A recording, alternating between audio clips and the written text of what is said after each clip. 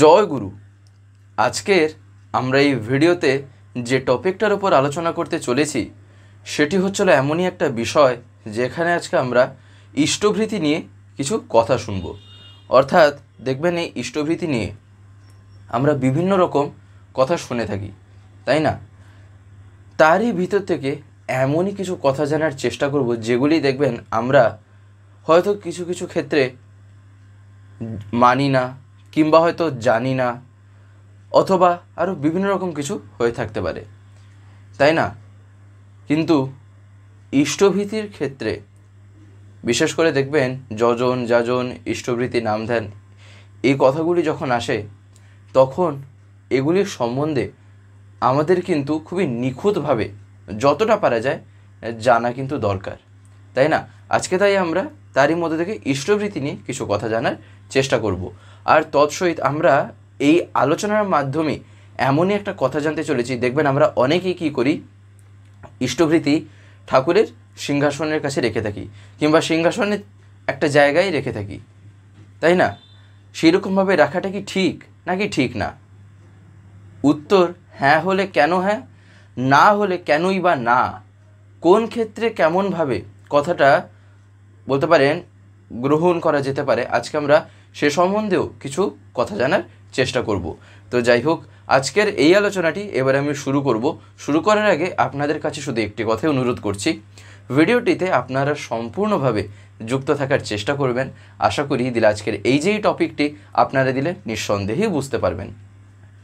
আমরা ইষ্টভৃতি নিয়ে দেখবেন সবথেকে প্রথম কথা যেটা মাথায় রাখা দরকার, ইষ্টভৃতি কি আর কেনই বা আমি করব, আগে কিন্তু সেটা জানতে হয়, তাই না?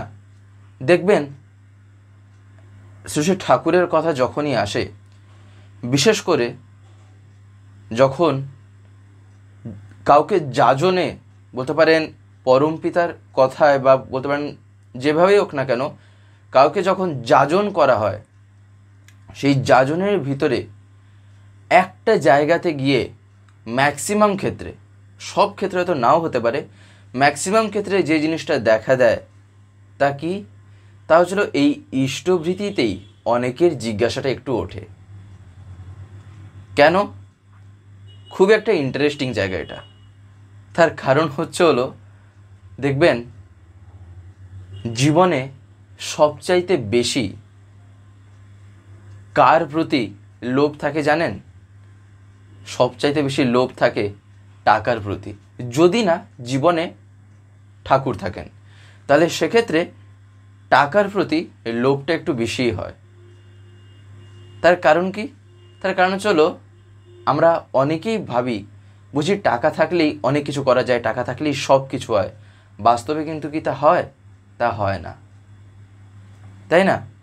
যেহেতু টাকার প্রতি আমাদের একটা সবারই, কারোর ক্ষেত্রে কম কারোর ক্ষেত্রে বেশি, এরকম হতেই পারে, এক প্রকারভাবে একটা বলতে পারেন সম্পর্ক আছে। সেই কারণেই ইষ্টভৃতির কথা যখন আসে তখনই জিজ্ঞাসাটা ওঠে। তার কারণ আমরা যখন ইষ্টভৃতি অর্ঘ্য নিবেদন করি তখন সেই মাধ্যম হলো সেই টাকাই হয়, তাই না? এই কারণে আমাদের জিজ্ঞাসাটা তখন ওঠে।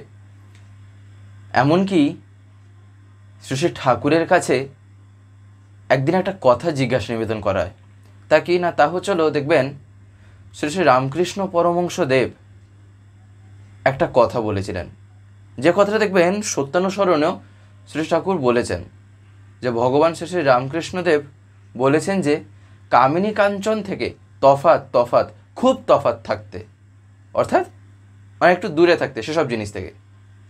ঠাকুরের কাছে এবারে জিজ্ঞাসা নিবেদনটা করায় যে ঠাকুর শ্রী শ্রী রামকৃষ্ণদেব বলেছেন যে কামিনী কাঞ্চন থেকে খুব খুব খুব তফাৎ থাকতে। এইবারে যদি আমরা আরেকটু গভীরে গিয়ে দেখি তাহলে কামিনীটা বেশি মানুষকে বলতে পারেন অ্যাট্রাক্ট করে নাকি কাঞ্চন? সবাই আশেপাশে যারা তখন বসেছিলেন সবাই মনে মনে ভাবছেন ঠাকুর তো কামিনীর কথাই বলবেন, কিন্তু ঠাকুরের মুখ থেকে বেরোলো কাঞ্চন। ঠাকুর বলছেন কাঞ্চন একটা এমনই জিনিস যেখানে মানুষের লোভ বা বলতে পারেন মানুষের যে চিন্তাভাবনায় যদি সেই জিনিসটা সম্পূর্ণরূপে ঢুকে যায়, তাহলে সেখান থেকে বেরোনোটা কিন্তু তুলনামূলকভাবে বলতে গেলে খুবই তখন কঠিন হয়ে দাঁড়ায়। তার কারণ কি? তার কারণ হলো যেহেতু মানুষ ওটা উপার্জন করে নিজের কষ্টের মাধ্যমে। এমনকি এই যে টাকাতে এমন অনেক কিছু হয়ে যায় যেগুলি হয়তো সব ক্ষেত্রে ভালো নাও হতে পারে, তাই না? এই কারণে ঠাকুর বলছেন যে কামিনী থেকে কাঞ্চন আরও বেশি, অর্থাৎ আরও বেশি, সহজ কথা বলতে গেলে ডেঞ্জারাস। তা মানুষকে এমনভাবেই লোভে ফেলে, তাই না? এই কারণেই এই যে এই টাকা হচ্ছিল যেহেতু ইষ্টভৃতির ক্ষেত্রেও সেই জিনিসটা আসছে, এই কারণে অনেকেরই জিজ্ঞাসা ওঠে মনের ভিতরে যখন যাজনের মাধ্যমে কাউকে ইষ্টভৃতির ক্ষেত্রে যখন আমরা বলে থাকি, তাই না? আর এই যে টাকা, এমনকি এইটা আমরা কবে ভেবে দেখেছি যে শ্রী শ্রী ঠাকুর এই টাকার কথাই কেন ইষ্টভৃতির ক্ষেত্রে বলেছেন, তাই না? এর বিভিন্ন রকম কারণ হতে পারে।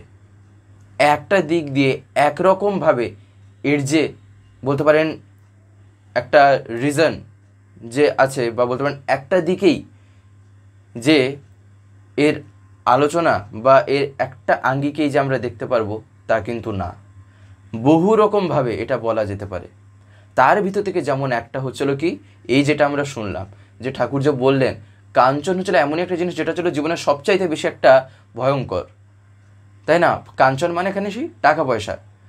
ঠাকুর কি করলেন না, সেই জিনিসটাকেই এমনই একটা জায়গায় স্থান দিলেন যার মাধ্যমেই কি করছি না, আমি আমার প্রভুকে নিত্য অর্থাৎ প্রত্যেকটা দিন যে অর্ঘ্য নিবেদন করছি, যে ভোগ নিবেদন করছি, সেই সবচাইতে যে ডেঞ্জারাস যে জিনিসটা যেটা ঠাকুর বলছেন সেটাই তিনি কি না আমার ভিতর থেকে সেগুলিকে হরণ করছেন। দেখবেন আমরা যে বলি না হরি কথার ভিতরে কি আছে, সেই যে হরি কথার ভিতরে তো হরণ করার কথাই তো আছে, তাই নয় কি?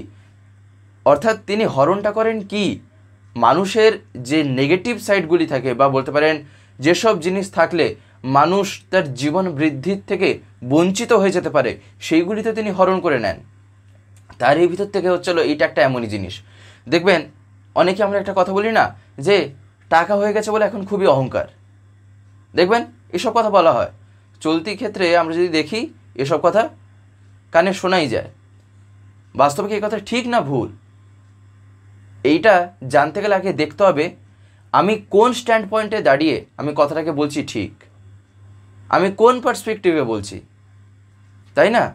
অর্থাৎ এই যে টাকা হয়ে গেলে যে অহংকার হয়ে যায়, এটা তখনই হয় যখন আমি টাকাকেই সব কিছু ভেবে নেব,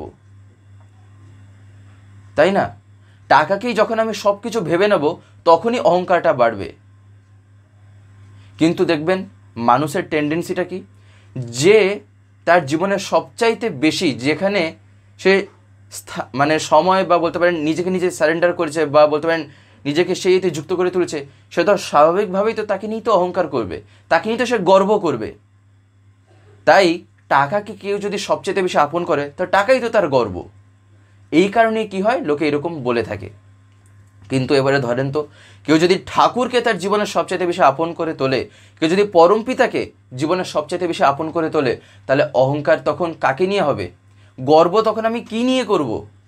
যে কথাটা শ্রী ঠাকুরই বলেছেন, যখন পরমপিতাকে জীবনে আমরা পেয়ে যাই, যখন তাকে সবচাইতে বেশি আপন করে তুলি, মানে এই টাকা পয়সা ধন দৌলত যাই আমরা বলছি না কেন, বাড়ি গাড়ি সম্পত্তি, এগুলো ছিল একটা টেম্পোরারি জিনিস। আমি যার পিছনে আমি আমার সারা জীবন ধরে ছুটছি, আমি ভাবছি এটাই হচ্ছিল আমার জগৎ, এটাই হচ্ছিল আমার জীবনের সব কিছু। একটা সময় পরে তো সেগুলো আর কিছুই থাকবে না। আবার তো আমার পরবর্তী জন্মে বা যেখানে যেভাবে হোক না কেন, আবার তো আমার সে কষ্টের ভিতর দিয়ে করতে হবে, সেগুলোকে অর্জন করতে হবে, তাই নয় কি? তাই যেটা এটার্নাল, অর্থাৎ যেটা চিরকালের জন্য আছে, আমাকে তো সেই জায়গায় পৌঁছাতে হবে। তাই যখন আমি টাকাকে সব কিছু আমার জীবন করে তুললাম, জীবন সর্বস্ব করে দিলাম, তখন টাকাই হচ্ছিল আমার গর্ব। আর যখন আমি পরমপিতাকে আমার জীবন সর্বস্ব করব, তখন গর্বের বিষয় কে হবেন? আমার পরমপিতাই হবেন। এই কারণেই শ্রী ঠাকুর বলছেন, যদি গর্ব করতেই হয় বা অহংকার, এই যে বলছি, এই অহংকারই হচ্ছে হলো কি, ঠাকুর বলছেন বেশিরভাগ ক্ষেত্রেই নেগেটিভলি এর এফেক্টটা পড়ে।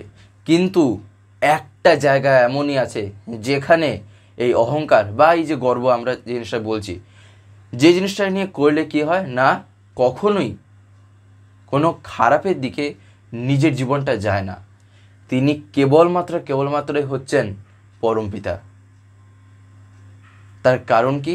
তার কারণ হচ্ছিল তিনি এমনই একজন যার ভিতরে সব যা কিছু যেগুলি জীবনটাকে ধরে রাখার জন্য প্রয়োজন, সেই সব কিছু হচ্ছিল তার ভিতরেই মূর্তমান। তাই আমি যখন তাকে জীবনে গ্রহণ করে চলব, সেক্ষেত্রে কি হবে? সেক্ষেত্রে তো আপনা থেকেই কি না, এই অহংকার বা গর্ব, এই টাকা পয়সা নিয়ে যে মানুষ যে করে থাকে, তার জীবনে যখন পরমপিতা এসে যখন স্থান পাবেন, তখন কি হবে? তখন টাকা পয়সাও তার কাছে মনে হবে একটা সেকেন্ডারি ম্যাটার। ঠাকুর বলছেন টাকা পয়সা জীবনে যে লাগবে না, এমনটা কিন্তু না। এই কথা শ্রী ঠাকুর কিন্তু একবারও বলেননি। আমরা অনেকেই দেখবেন ঠাকুরের কথা চিন্তা করতে গিয়ে, তার বিভিন্ন কথা পড়তে গিয়ে, বলতে গিয়ে আমরা কি বলে বসি, তাকে জীবনে ধরেছে আর টাকার কোনো কিছু বুঝি প্রয়োজন পড়বে না, টাকা লাগবে না। ঠাকুর কি কথা নিজে একটা জায়গায় বলেছেন? জীবনে চলার ক্ষেত্রে আমি যে জগতে আছি, মিনিমাম যতটুকু দরকার ততটুকু না হলে জীবনটাও চলবে কিভাবে? পেটের জন্য যে খাবারটা জুটবে, সে খাবারটা আমি কিনতে যাব কোথায়, মানে কিভাবে কিনবো, যদি না আমার পকেটে দুটো টাকা যদি না থাকে, তাই না? ঠাকুর বলছেন টাকার যে প্রয়োজনীয়তা নেই এমন না, কিন্তু টাকাটাকে কিভাবে ব্যবহার করতে হয় সেইটা না জানাটাই হচ্ছিল বিপদ। এই কারণেই তো ঠাকুর বলেছেন টাকা আয় করা সহজ, ব্যয় করা কঠিন। আমরা আয় হয়তো বিভিন্ন রকমভাবে করব, কেউ ব্যবসা করে বিভিন্ন রকমভাবে করা যেতে পারে, কিন্তু আমি যদি ব্যয় করতে যদি না শিখি, তাহলে আয় আমার যতই হবে, যতই যা হোক না কেন, আমার পকেটে আমার কখনোই কোনো কিছু থাকবে না। তার কারণ কি? তার কারণ আমি তা ব্যবহার করতে শিখিনি, সৎ ব্যবহারটা আমি জানি না কিভাবে করতে হয়, তাই নয় কি? এই কারণেই এই যে ইষ্টভীতি, দেখেন ইষ্টভীতি যে আমরা নিবেদন করছি, ইষ্টভীতির অর্ঘ্য যে আমরা নিবেদন করছি, তার মাধ্যম কি? সেই জিনিস, যে জিনিস জীবনকে একেবারে তছনছ করে দিতে পারে, যে কথা ঠাকুর দেখবেন প্রায়ই বলতেন। তাই আমাদের এই ইষ্টভীতি আমরা যখনই ভাবব, যেন এই কথাটা আগে মাথায় আসে, সব থেকে প্রথমে আমি যাকে নিবেদন করছি তিনি কে? তিনি কি খুব সাধারণ? তিনি শুধু নররূপে লীলা করেছেন বলেই তাকে দেখতে সাধারণ লাগছে, কিন্তু তার ব্যক্তিত্বে যদি কেউ ডুবে যায়, তাহলে সেক্ষেত্রে কি হবে? ঠাকুরের দেখবেন একটা বাণী আছে না, যত ডুববে তত বেমালুম হবে। এখানেও ঠিক সেম ওই জিনিসটাই। আমি যত তার কথায়, তার আচরণে, তার ব্যবহারে আমি যত আস্তে আস্তে প্রবেশ করব, আমি যত তার বিষয়ে আমি জানতে পারবো, তত কি হবে? ইন্টারেস্টটা আরও বেশি বাড়বে, তত আগ্রহটা আমার আরও বাড়বে, তাই না? এই কারণেই যেমন এই ইষ্টভীতি, এই ইষ্টভীতির ক্ষেত্রেও সেম একই রকমই। আমি যখন নিবেদন করছি, যেন আগে এইটা মাথায় আসে, আমি যাকে নিবেদন করছি তিনি কে, তাই না? এদিকে তো বলছি যে কি না, তিনি পরমপিতা, তিনি ঠাকুর, আরও অনেক কিছুই বলছি, কিন্তু যখন আমি ইষ্টভীতি অর্ঘ্য নিবেদন করছি, তখন আমার মনটা কুঁতকুঁত হচ্ছে না তো, যে আমার পকেট থেকে টাকা চলে যাচ্ছে? তার মানে বুঝতে হবে কি? তার মানে বুঝতে হবে যে আমার তার প্রতি সেরকম ভালোবাসা নেই। পরমপিতা যে বলছি, আসা যাক এই নর্মালি আমরা ধরেন পরম পিতা বলার আগে ধরেন পিতা, বাবা, আমি যখন বাবার সেবায় নিজেকে যখন যুক্ত করে তুলবো, এবারে তার যেভাবেই হোক না কেন, সেখানে যে টাকা পয়সা যে খরচ হয় যে না তা তো না। মেডিসিন কিনেও যদি আমি আনি, দোকান থেকে ওষুধও যদি আমায় কিনে আনতে হয়, তাকে আমায় টাকা দিয়েই কিনে আনতে হবে, নাহলে সে আমায় ওষুধ এমনি এমনি দেবে না। তার কারণ সেও করছে তার পেটের জন্য, তাই না? তাই সেক্ষেত্রে আমি আমার বাবার সেবাটা আমি কতটা করতে পারলাম, সেই সেবা করে আমি আদৌ নিজেও সন্তুষ্ট হতে পেরেছি তো? আমার মনটা কুঁতকুত হচ্ছে না তো? সেইটা তো আগে দেখতে হবে। তাই আমি যখন আমার বাবার সেবা করছি, তখন আমি তার সেবার দিকে লক্ষ্য রাখছি, নাকি আমার পকেট থেকে কতটা বেরিয়ে যাচ্ছে আমি সেটা লক্ষ্য রাখছি, তাই না? এইবার আসা যাক পরম পিতার ক্ষেত্রে। পরম পিতার ক্ষেত্রেও ঠিক একই রকমভাবেই আমি যখন তার সেবায় নিজেকে যখন যুক্ত করে তুলছি, সব থেকে প্রথম কথা মঙ্গলের অধিকারী হচ্ছেটাকে আমি না তিনি, হচ্ছি মঙ্গলের অধিকারী আমি। তাও আমার মনে কি আসছে না, প্রত্যেক দিন এই যে টাকা যে যাচ্ছে, 30 দিনের দিন ইষ্টবৃত্তি জমা দিতে হচ্ছে, তাই না? আবার কি না, নিজের কষ্টে আমি যা উপার্জন করেছি তাই আমি দিচ্ছি। তাহলে ভাবেন ইষ্টবৃত্তি যে কী জিনিস, আর কেনই বা যে করা দরকার। এই ইষ্টবৃত্তি করলে বাস্তবে নিজেরই মঙ্গল হয়, তার কারণ ইষ্ট কথার ভিতরে আছে মঙ্গল। আর ভৃতি মানে চলো ভরণ, অর্থাৎ ভরণ পোষণ যেভাবে হয় কিসের না মঙ্গলের, সেটাই হচ্ছিল ইষ্টবৃত্তি। আর ইষ্টবৃত্তি ইষ্টকেই কিন্তু দিতে হয়, অর্থাৎ আমি যখন যে জিনিসটা আমি করি, আমি যার উদ্দেশ্যে করে থাকি, আমায় তো লক্ষ্য রাখতে হবে যেন আমি তাকেই যেন দিই, তার কাছেই যেন পৌঁছায়। ঠিক একই রকমভাবে ইষ্টবৃত্তিও আমি যার উদ্দেশ্যে করছি, আমি যার জন্য আমি ইষ্টবৃত্তি করছি, যার ভোগের লাগি। দেখবেন আমরা যে ইষ্টবৃত্তির মন্ত্র বলি, তাতে একটা জায়গায় আমরা কি বলি না, তোমারই ভোগের লাগি ইষ্টবৃত্তির অর্ঘ্য দিতেছি। তাহলে আমি যার ভোগের জন্য দিচ্ছি, তাহলে আমায় তো এটাও লক্ষ্য রাখতে হবে আদৌ আমার সেই ইষ্টবৃত্তিটা যেটা আমি করলাম তার ভোগে কি লেগেছে তো, তাই না? সেটাও তো আমায় দেখতে হবে। শুধু ডেলি সকালবেলা উঠে যান্ত্রিকভাবে এরকম একটা অভ্যাস হয়ে গেছে, হাতে 1 পয়সা নিয়ে চোখ বন্ধ করে 4টে লাইন বলে দিলাম, রেখে দিলাম, আর এটা দেখলাম না তারপরে যে কি করতে হয় না করতে হয়, কীভাবে যে ইষ্টবৃত্তি জমা দিতে হয়, জমাটাও যে দেওয়া হয়েছে তাও আমার ঠাকুরের কাছে পৌঁছেছে কিনা তারও যে কিছু একটা প্রমাণ যে নিজের রাখা চাই, দেখা চাই, সেগুলির প্রতিও লক্ষ্য রাখা দরকার, তাই না? নিখুঁত, ঠাকুর বলছেন পারফেকশন একটা এমনই জিনিস যেখানে আমি যত দেখতে যাব তত কি হবে না, মনে হবে না আরেকটু থেকে গেছে, ওটা আরেকটু থেকে গেছে। এইরকম করতে করতে কি হয় না, একটা জিনিস পারফেক্টলি হচ্ছে কি না তার প্রতি দৃষ্টিভঙ্গিটা আস্তে আস্তে বাড়তে থাকে। সেক্ষেত্রে কি হয়, আরও বলতে পারেন নিখুঁত হয় করাটা। তার কারণ পারফেকশন একটা এমনই জিনিস, তার শেষ খুঁজে পাওয়া যায় না। যতই দেখা যায় মনে হয় আরও কোথাও না কোথাও একটু বুঝি থেকে গেছে, এইরকমই তখন মনে হয়, তাই না?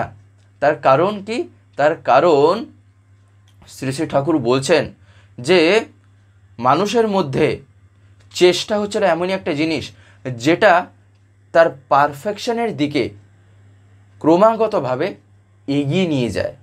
কিন্তু তার মানে এই না যে সে একেবারে 100% যে সব কিছুর ক্ষেত্রে যে পারফেক্ট হয়ে যেতে পারবে, তাই না? সব কিছুকে অ্যাকুরেটলি একদম করা কি সম্ভব সেই রকমভাবে? যদিও কিছু কিছু ক্ষেত্রে খুবই রেয়ার, হয়তো লক্ষাধিক কয়েকজনের মধ্যে হয়তো একজন হয়তো সেরকম যদি বেরোলেও যদি বের হয়, তাই না? সেগুলো খুবই রেয়ার হয়, দেখতে হবে। আর সেরকম যেখানে ঘটছে তার মানে বুঝতে হবে সেখানে তার পরম পিতার প্রতি একটা আলাদা রকমেরই অ্যাটাচমেন্ট আছে, নাহলে তার দৃষ্টিভঙ্গি এতটা সূক্ষ্ম হতেই পারে না, তাই না? না হলে পারফেকশনের পথে কে নেই, সবাই তো চায়, কে চায় না যে তার জীবনের বিষয়ে আরও সঠিকভাবে বাড়ি নিয়ে যাবে? প্রত্যেকেই আমরা চাই, তাই না? ঠিক একই রকমভাবেই এই সব যা কিছু আমরা শুনছি, যা কিছু আমরা দেখছি, সব কিছুতেই সেই জিনিসটাকে ফুটিয়ে তুলতে হয়। তাই এই যে ইষ্টভৃতি, যেমন ধরেন ইষ্টভৃতি আমরা যে ঠাকুরের সিংহাসনের কাছে রেখে থাকি কিংবা ঠাকুরের সিংহাসনে রেখে থাকি, অনেকে আমরা এবারে ভাবি সেরকমভাবে রাখাটা কি ঠিক না? ঠিক না। প্রথম কথা হচ্ছে হলো রাখাটা নিয়ে কথা না, আমি যে রাখছি, রাখার পরে আমি কিভাবে সেটাকে আমি পালন করতে পারছি সেইটা দেখতে হবে। অর্থাৎ সহজ কথা বলতে গেলে দেখবেন আমরা ঠাকুরের সিংহাসন যখন ছুঁই তখন কি আমরা যে সে কাপড় পরে কি ছুঁতে পারি না? পরিষ্কার পরিচ্ছন্ন কাঁচা সেরকম আমরা জামা কাপড় পরে কি না ঠাকুরের সিংহাসন ছুঁয়ে থাকি, ঠাকুরের পুজো করে থাকি। এবারে আসা যাক, ইষ্টভৃতি যখন আমি ঠাকুরের সিংহাসনেই যখন আমি রাখছি, তাহলে সেই সিংহাসন কি আমি মানে বলতে পারেন যে সে কাপড় পরে আছি আমি কি তাতে ছুঁতে পারি? তাই না? সচরাচর একটু এগুলো লক্ষ্য রাখতে হয়। উত্তর আমাদের নিজেদের মধ্যে আছে। একটু চিন্তা করলে দেখবেন আচার্যদেব বলছেন আমরা যতটা, যার ব্রেন যেরকম সে সেরকমভাবে কিন্তু ঠিক উত্তর পেয়ে যায়। আর নাম ধ্যান যত করা যেতে পারে, ইষ্টভৃতি যত সিনসিয়ারলি করা যায়, যজন আরও ব্রেন শার্প হয়, আরও সেক্ষেত্রে কি না নিপুণতাও বেড়ে যায়, তাই না? তাই এই যে ইষ্টভৃতি যখন আমি সিংহাসনে রাখছি, যদি আমি প্রত্যেক দিন যে সময় ইষ্টভৃতি করার কথা আমি যদি সেই সময় সেই রকমভাবে যদি কাপড় চেঞ্জ করে যদি আমি সিংহাসন গিয়ে ছুঁতে পারি, তারপর যদি করতে পারি, তাহলে রাখবো, কেন রাখবো না? কিন্তু দেখবেন অনেকে আমরা কি করি না, সেই সময় যে সময় ইষ্টভৃতি করার কথা হয়তো আমরা অনেকে এমন একটা অবস্থায় থাকি নাকি যে কাপড় পরে আছি মনে হয় যেন তাতেই করে দিই, তাই না? তাহলে সেক্ষেত্রে কী করা যেতে পারে? তাহলে সেক্ষেত্রে কি সিংহাসনে রাখা যেতে পারবে? সেক্ষেত্রে আলাদা জায়গায় আলাদা একটা বলতে পারেন স্থানে ইষ্টভৃতিটা রাখতে হয়। অনেকেই তো দেখবেন এমনকি বিছানায় বসেও তো ইষ্টভৃতি করা যেতে পারে, তাই না? শ্বশুর বড়দা একথা অনেকবারই বলেছেন, তাই নয় কি? তাই এগুলি জানতে হয়, আর যতটা পারা যায় এইসব দিকে লক্ষ্য রাখতে হয়।